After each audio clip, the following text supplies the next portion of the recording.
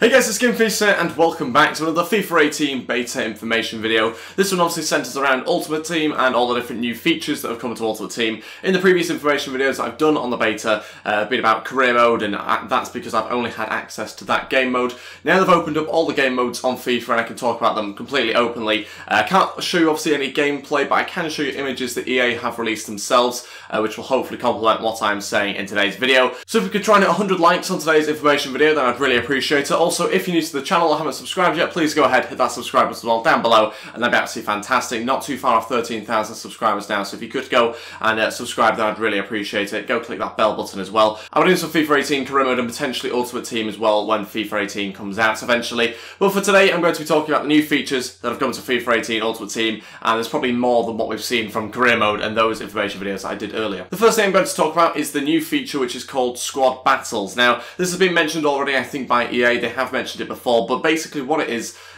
pretty much a single player FUT Champions, and the way that they've done that is by setting up featured squads that you play against. These change weekly and you can play against different teams that EA have picked from real life teams that have been created by actual players of the game. And the way that this works is then you progress up the ranks, you get more rewards. So like I say, it's basically a single player FUT Champions. The aim of it is to play against squads from all around the world. You play as many games as you can in a single week to climb a leaderboard, and then from that leaderboard you get a reward at the end of the week, basically, or the end of the month. So that's the way that it works. Again, very, very similar to FUT Champions. It has been introduced probably by popular demand, to be honest. A lot of people wanted to see a single player FUT Champions, something that gave them more of a chance of actually getting some rewards from the game. So what you're doing is basically playing against community created squads, which change every single day. Obviously, the harder the squad you play, the better rewards that you get. And by playing that and playing more games and getting better results, you'll climb the leaderboard, which is actually determined by something they've called an average score. Don't really know what the average score really means yet. I'm sure we'll find out obviously when the actual game comes out, but you get an average score and that puts you at a certain place in the leaderboard and determines the rewards that you get. The way that this works is that essentially you come onto a menu and you have 4 different options. Now you can actually refresh these options. I think it's once a day you're able to do this, and once you refresh the options then you get a whole new set of squads to choose from. But what you do is you go along the 4 different options and you choose a team that you want to play, and you can view each team before you go ahead and play them. You can see what players they have in their squad. So you might come up with Ronaldo in one squad and you might have a worse team in another squad, and it tells you their style of play as well and how they're going to play against you, not someone that's from online. Obviously it's not an online game mode, so it is somebody from the CPU playing you, which means that they have a certain style of play. You can have a tiki-taka style of play by the looks of it on Ultimate Team this year as well. And then once you've played one of those 4 opponents, you then get ranked, and the ranking is exactly the same as FUT Champions, hence why I'm saying it's a single player FUT Champions Squad Battles. So you get ranked exactly how you would. You can get into a top 100, you can be a bronze 1, you can be whatever, a silver 2, or whatever you want to be. Once you go up the leaderboards, you go through those different rankings, just as you would with FUT Champions. Let's move on to another thing that's also FUT Champions related. It's the Champions channel. Now this has been added onto Ultimate Team this year. Basically what you can do is you click on the Champions channel option and you can go and see featured games played by those playing FUT Champions. So it works by basically having, there's 2 different tabs you can go on. You can go on the featured page, which EA determine what games get put on there, and you can see maybe the 2nd in the world play against 50th in the world or something, and you can watch the game. You can watch the full 90 minutes on there. You can stop and start the match, you can fast forward things, and you can change the camera angle, those sort of things, as you would with the normal instant replay basically. And it kind of tells you where all the key events happen, so yellow cards, goals, red cards, those sort of things, along a little timeline. And you can watch the whole of the replay if you want to. You can watch the whole of the match. For example, maybe the first guy in the world plays against the guy that's 30th in the world. You can do all that on the featured tab, and then what you can also do is on a different tab you can look down the top 100 leaderboard and you can actually click on the person you want to watch, and it comes up with all their replays of games that they have played. So it's quite a nice little addition. Obviously encourages people again to get onto the top 100, so people can actually watch your replays, watch your games, see how you play, and try and learn new things and improve your style of play, I suppose. So it's an interesting little feature which they've added, and I'm sure a lot of people will probably use it to watch obviously the key events and the key games that go on. Another thing to talk about is FUT Draft. Now I've done 1 draft so far, and it was a 165. Obviously not a very good draft compared to what we've seen with people getting like 190s and even better than that as well. So hopefully that changes. Obviously there's not many like nice cards to get right now. There's a Team of the Week out on the FIFA 18 beta, but there is no other sort of fancy cards, no special cards or anything like that. So maybe that has affected it slightly, but I was actually a little bit disappointed with the amount of non-rare cards I got. I mean, Azpilicueta's non-rare currently. Obviously this could change. Gary Cahill's non-rare. Those guys are both rare last FIFA, and I've noticed that so far there seems to be less rare cards this year, which might be quite good. It did feel like there was a lot of rare gold cards from what I saw last year in Ultimate Team, so it just seemed like they've toned that down a little bit, at least for the beta anyway. Like I say, this is not confirmed for the final game, but at least on the beta there has been much less rare cards, especially for the gold ones that I've noticed. So that does mean that your FUT drafts do look a little bit less exciting at times, which of course is probably going to be a bit of an issue for some FIFA YouTubers that like to do drafts. But I did do a draft and I got basically two decent players, Sanchez at left winger and informed Gabriel Jesus. Other than that, the team's fairly average, to be honest, throughout. So hopefully that improves. I know that they've maybe changed it slightly so it's more difficult to get better drafts. Not 100% sure yet. Well, I'm sure we'll find out in the full game once we see more people doing these sort of drafts. We'll probably find out. It certainly doesn't look as easy as it was last year to get a good set of players. We should also move on to talking about the new set of objectives. Now, in previous FIFAs, the way that it's worked is there has been an objectives page when you first begin Ultimate Team, and actually one you can complete throughout thinking about it,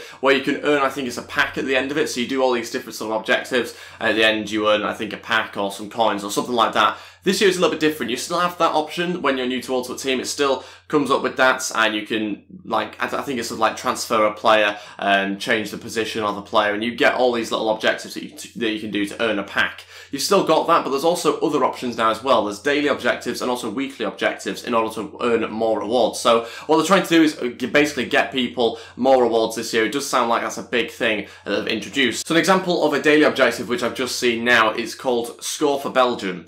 Now, the way that it works is essentially you just go into a game, you have to score with a Belgian player. You get a reward from that. I don't know what the reward will be, but you get a reward for it. So there is daily objectives now. There's also weekly objectives as well. But to be able to do them, you have to do a set of 5. So like you would with the starter objectives in previous FIFAs, with the daily objectives, you have to do 5. So you wouldn't just get rewards for doing that one objective. You'd then have to go and do Buy a Manager or the Mad Scientist, whatever that is.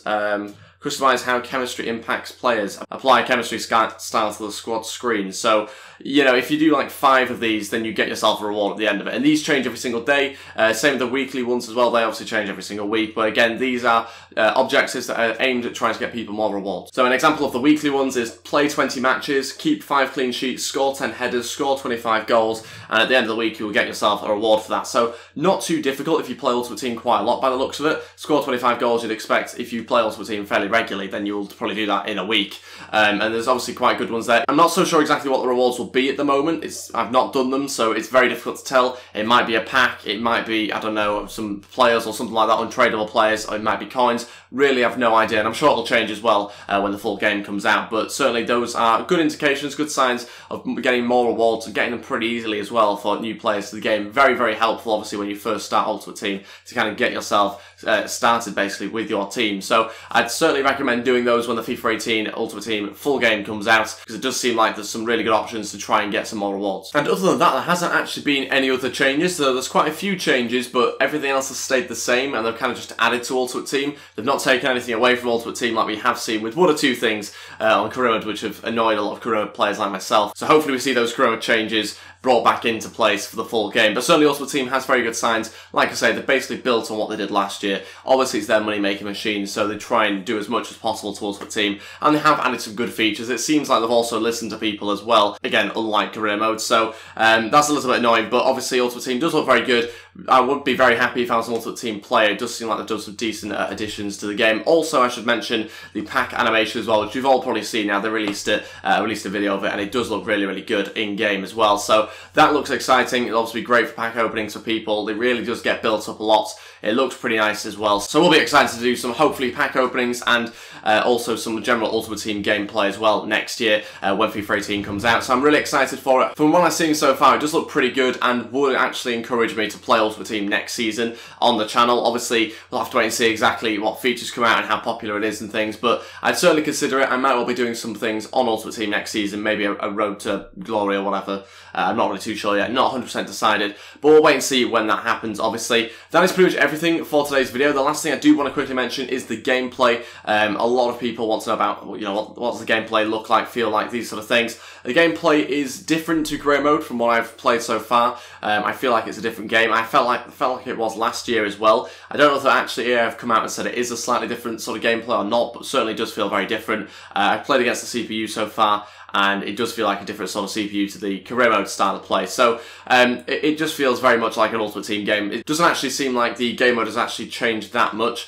from last year. The gameplay seems pretty much the same, to be totally honest, so there's not too many big changes that you guys will not be able to get used to, basically. It still seems pretty good, and I think for the full game we will see pretty much the exact same sort of gameplay with Ultimate Team, unlike career mode, which I can see with more changes than what we'll expect with Ultimate Team. If you are someone that plays Ultimate Team a lot, then I'm sure you'll be really happy with the new features that EA have brought to FIFA 18 Ultimate Team. From what I've seen so far on the beta, it looks really good. They've obviously added to what they did last year, and it does look fantastic for those who do play it. And that pretty much concludes today's video. If you guys have any questions, let me know in the comment section below. I'll try and help out as much as possible. Also, don't forget that there are other videos as well on the channel. I've done some other FIFA 18 information videos on career mode, so if you are interested in knowing some of the career mode budgets on the beta, if you're interested in knowing about some of the gameplay on the beta as well for career mode, then obviously click those links in the description below, and also go check out the channel to be able to do that. That is everything for today's video. Thank you all so much for watching. If we could try and 100 likes, I'd really appreciate it. Also, if you're new to the channel, maybe you haven't subscribed yet, please go ahead, hit that subscribe as well down below,